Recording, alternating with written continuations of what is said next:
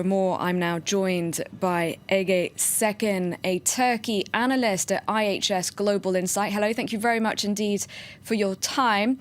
Now, Turkey's government has said that all the signs point towards the Islamic State group being behind this. It certainly wouldn't be the first time it's targeted Turkey. Why, though, target Turkey? There are several reasons for the Islamic State's ongoing campaign against Turkey.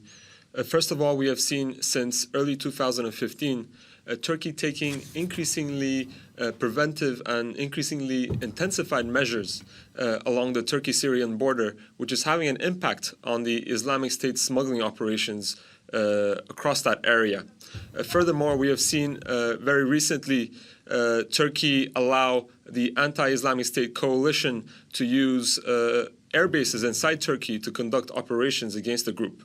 And in the past week, we have seen a new offensive by the U.S. and affiliated groups in northern Syria with a view to eliminate the Islamic State from what is the last remaining territory under its control with access to the Turkish border, which Turkey has acquiesced to and which will, if successful, have a big impact on vital supply lines for the group.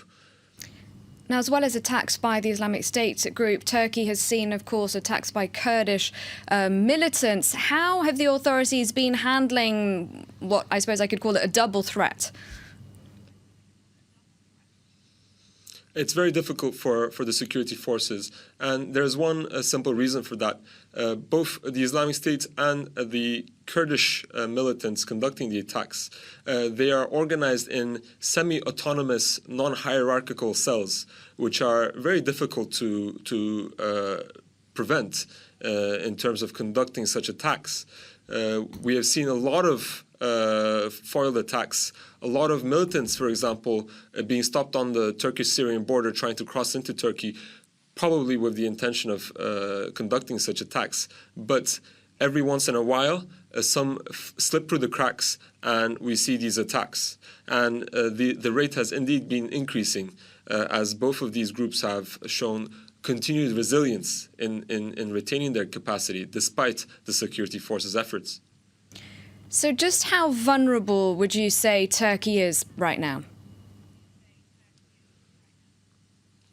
Turkey is vulnerable on several fronts. In the southeast, we are seeing the ongoing insurgency by Kurdish militants under the militant organization PKK. This has been taking place for almost a year now, and there is no return to the peace talks in sight. This is unlikely in 2016. In the meanwhile, the Islamic State campaign will probably intensify, and this is especially the case since the group is facing increased pressure in Syria and Iraq as several groups, not least the United States, the Iraqi army, the Syrian government are all clamping down on the Islamic State from different fronts. This is putting increased pressure on the group, and it will result in retaliatory attacks on nearby countries and across the world as the group comes under an existential crisis.